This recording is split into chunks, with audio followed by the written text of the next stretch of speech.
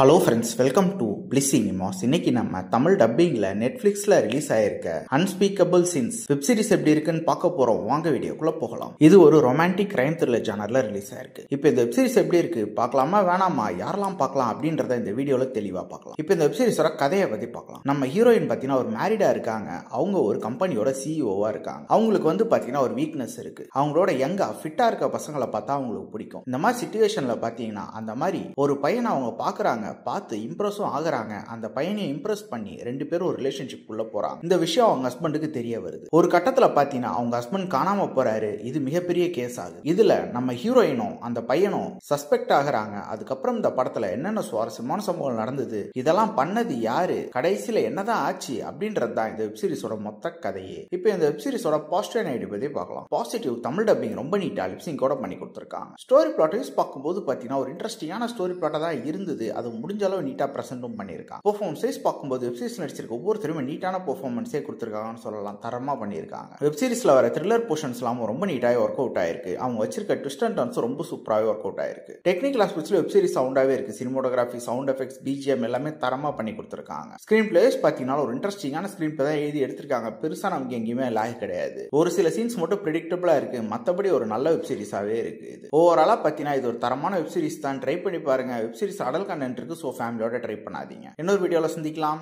Thank you.